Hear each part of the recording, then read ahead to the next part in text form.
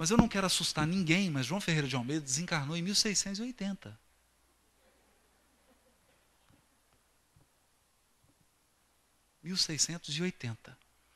Quando o Flávio me presenteou com uma cópia da tradução original do João Ferreira de Almeida em português, eu fiquei muito feliz, mas não consegui ler. Porque está no português de Dom Diniz. Então você precisa de tradução para ler a tradução portuguesa do João Ferreira de Almeida. É claro. Ele publicou pela primeira vez a sua tradução em 1656. Por volta dessa época. Desencarnou em 1680. E aqui há uma obra da Sociedade Bíblica do Brasil também, né? Fórum de Ciências Bíblicas, volume 2, onde há um artigo muito especial falando do João Ferreira de Almeida. E eu fiquei chocado. A primeira tradução do João Ferreira de Almeida foi feita do original holandês. Não é possível. Sim. A tradução de João Ferreira de Almeida foi feita do holandês, porque ele não sabia grego, não sabia hebraico. E já foi grande coisa, porque ele foi acusado de estar levando a Bíblia para o povo.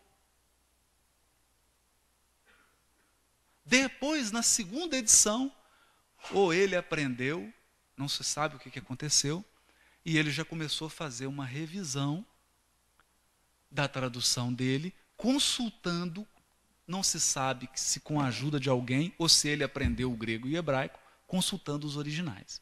Só que, quem patrocinava a tradução eram protestantes holandeses. Quando ele fez a correção da tradução, para que a tradução ficasse próxima do original grego, os patrocinadores não gostaram, porque queriam que a tradução ficasse próxima do holandês, não do original. Então o que eles fizeram? Mexeram na tradução do João Ferreira de Almeida. E aí ele manda cartas aqui muito mal educadas. Ele ficou bastante chateado, porque mexeram na tradução dele. É um registro fabuloso. Pois bem, depois da Segunda Guerra, revisaram a tradução de João Ferreira de Almeida. E é essa que todos temos nas nossas mãos. Mais de 300 anos depois, essa era a tradução utilizada pelo povo brasileiro.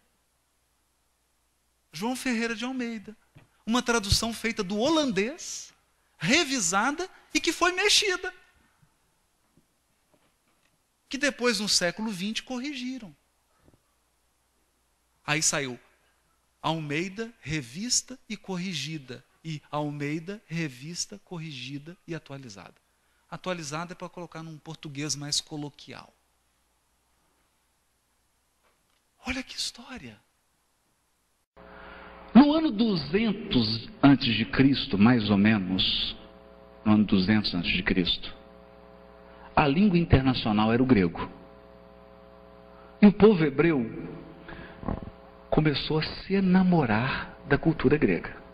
A beleza da arquitetura, a beleza da vestimenta, a filosofia grega, que é uma cultura totalmente diferente da cultura hebraica. Porque a cultura hebraica é concreta, a grega é abstrata. Uma lida com simbologia, a outra com linguagem clara. É um choque. Mas o diferente encantou. Então você começaram a surgir estudiosos hebreus do grego. E resolveram fazer o quê? Vamos traduzir o Velho Testamento para o grego. Segundo a tradição, reuniram 72 anciãos e falaram, vamos traduzir. A questão é o seguinte, eles tinham pergaminhos que nós não temos hoje. E na hora de traduzir, como diz lá em Minas Gerais, a porca torce o rabo. Porque a tradução grega do Velho Testamento é muito diferente do Velho Testamento no original. Só que o que aconteceu? Essa tradução ganhou uma força enorme. Então a tradução ficou mais famosa do que o original.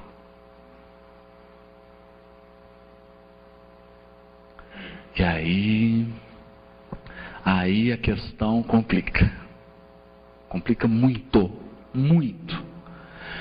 Na época de Jesus, o povão, a maioria, alguns, né? Judeus, não o judeu ali que estava, o judeu que estava em Israel, acho que na sua maioria devia saber um pouquinho de hebraico, que era a língua materna deles, né? É como o brasileiro que vive lá fora, dentro de casa, fala português, sai na rua, fala a língua do país onde ele está vivendo. A gente acredita que fosse assim. Mas o certo é que chegava na sinagoga, aí o rabino ia ler lá o texto em hebraico, ninguém entendia nada, tinha que ter uma tradução para aramaico. Essas traduções para aramaico são os targums. E o targum é tradução livre, é Bíblia na linguagem de hoje. Mas é sensacional. Porque explica muitos símbolos que a gente não entende. Você lê no hebraico, não entende. Você lê no targum, é isso então que significa? Os targuns. E os apóstolos e os escritores do Novo Testamento, às vezes, eles não usam o texto hebraico, eles usam targuns. Usam tradução. Paulo, os evangelistas, quando vão citar o Velho Testamento, às vezes citam a tradução grega, porque estão escrevendo em grego. Então a tradução serviu de modelo. Ou seja, o Novo Testamento é uma salada de fruta. Tem coisa da tradução aramaica, tem coisa da tradução grega e tem coisa do original hebraico. É uma salada de fruta. E se você não conhece profundamente isso, foi a conversa com Severino. Você conhecer isso. Precisa ler o aramaico, precisa ler no hebraico, precisa ler na Septuaginta o texto grego e aí estudar. Mas vocês estão achando simples? Está simples, né? Eu vou complicar. Agora eu vou complicar. Mas agora eu vou... Não. A Septuaginta traduziu só o velho. Mas o novo cita o velho toda hora. E quando ele cita, o que ele cita? Na tradução aramaica, na tradução grega e no original. Eram hebreus que queriam ensinar para gregos Velho Testamento. Não tinha grego, era tudo judeu.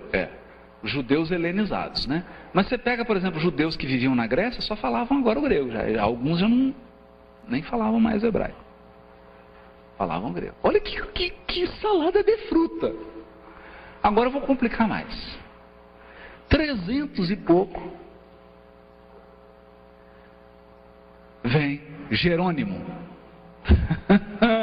Agora... E fala, agora eu vou traduzir tudo para o latim.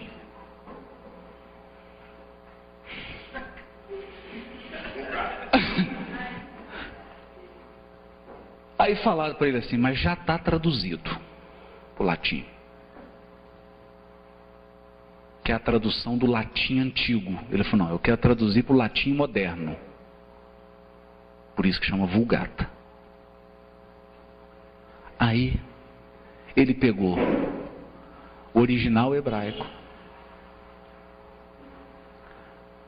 os textos em aramaico, os textos em grego, os textos em latim antigo e fez uma tradução para o latim moderno da época, que é a Vulgata Latina. Só que aí mudou tudo.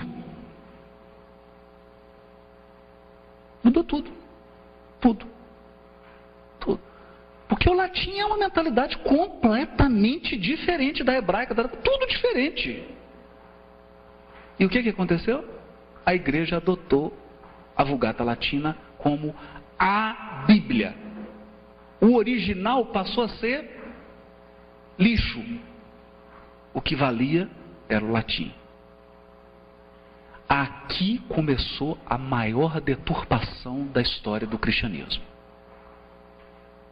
Não por culpa do Jerônimo. Não por culpa do Jerônimo. Porque ele foi bem sincero no trabalho dele. mas pelo que fizeram com a Vulgata Latina. Aí deturparam completamente o ensino de Jesus, o Velho Testamento, e produziram as maiores aberrações que são produzidas. Isso nós sabemos. Feitas essas aberrações todas. Vou dar um exemplo. No Velho Testamento existia na cultura hebraica, eles não tinham uma ideia de vida depois da morte assim muito clara, né? Essas coisas não eram claras para eles. Então, para eles existia um lugar chamado Sheol. O Sheol era o lugar onde a alma dos mortos ficavam. Eu não sabia para onde ia, também não sabia explicar muito, mas era um lugar ali da alma dos mortos. O Hades grego não tem nada a ver com o Sheol hebraico. Porque para o grego o Hades era um lugar em que ficava um espectro, não era a alma de quem morreu, era uma espécie de duplo etéreo de quem morreu. Uma energia do que morreu, mas não o quem morreu. Então, a Septuaginta traduziu para Hades. Veio Jerônimo e traduziu Sheol e Hades pelo advérbio de lugar infernos, o que está embaixo. E virou o inferno que é hoje. E isso virou um inferno. Um advérbio virou um inferno. Porque infernos é o que está embaixo. E aí a imaginação povoou o inferno. E esse inferno virou o Sheol. Mas não tem nada disso. E o danado é você conversar com uma pessoa, ela está com a Bíblia em português. Ela fala, a Bíblia diz o inferno, a Bíblia diz o inferno. Fala, a Bíblia, então peraí, deixa eu pegar o original aqui em hebraico. Me mostra onde está inferno aqui. Tem. Porque a pessoa não se dá conta de que ela está lendo uma tradução em português feita no século XX. De um texto que foi escrito 2.000 anos, 3.000 anos atrás. Numa outra língua. Ela não se dá conta disso.